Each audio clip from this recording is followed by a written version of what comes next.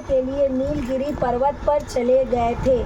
इधर पांडवों पर अनेक मुसीबतें पहले से ही आई हुई थी। इससे द्रौपदी ने शोक विला होकर कृष्ण की आराधना की और कृष्ण उपस्थित हुए और पूछा, कहो क्या कष्ट है तुम्हें?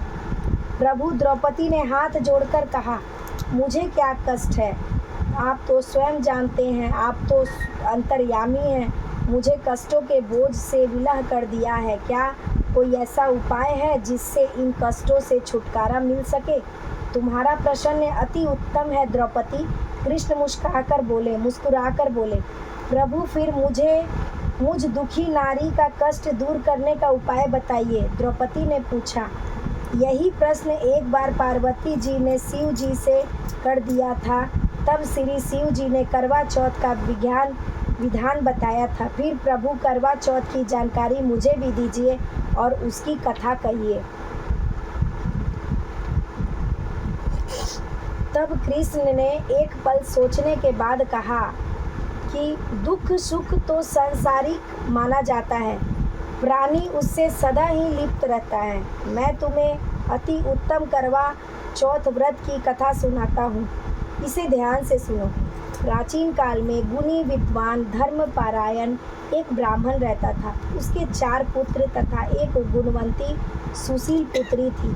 पुत्री ने विवाहित होकर चतुर्थी का व्रत किया, किंतु चंद्रोदय से पूर्व ही उसे झूमा के माध्यम से, थोड़ा पर्दा साइड कर दो तो भाभी को शायद इससे एलर्जी हो। पर्दा साइड कर दो।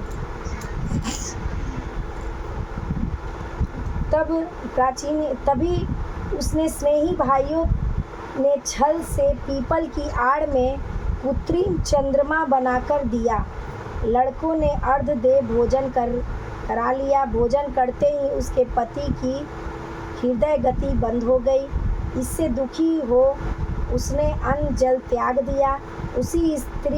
उसी रात्रि में इंद्राणी भूमि चरण करने आई। ब्राह्मण पुत्री ने उससे अपने दुख का कारण पूछा। इंद्राणी ने बताया, तुम्हें करवा चौथ व्रत में चंद्र ग्रहण से पूर्व भोजन कर लेने से यह कष्ट मिला है। तब उस लड़की ने अजील मतलब ये हाथ में इसको बांध कर, पोंछा जिसको बोलते हैं हम लोग, इसको बांध कर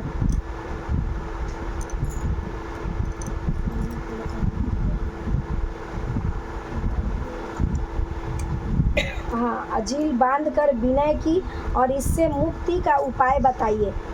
इस पर इंद्राणी ने कहा, यदि तुम विधि पूर्वक अगली करवा चौथ का व्रत करो तो तुम्हारे पति पुनः जीवित हो जाएंगे।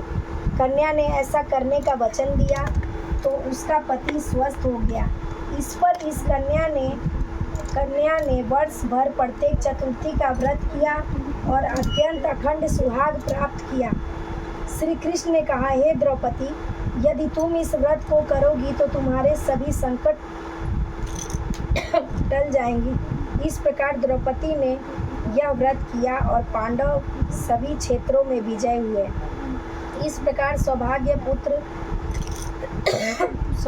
पुत्र पौत्रादिक और अन्न और धन्य दान की इच्छुक स्त्रियों को यह व्रत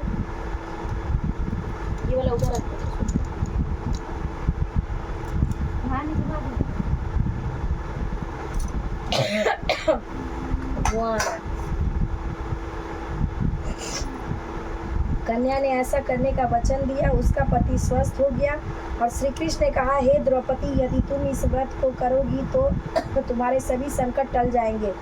इस प्रकार द्रौपदी ने यह व्रत किया और पांडव के सभी क्षेत्रों में विजयी हुए। इस प्रकार सौभाग्य पुत्र पौत्रिक और धन्य धान्य की इच्छुक स्त्रियां को यह व्रत विधि पूर्वक करना चाहिए। इस व्रत में भगवान शंकर की आरती की जाती है। बोलो बोलो करवा माँ की जय।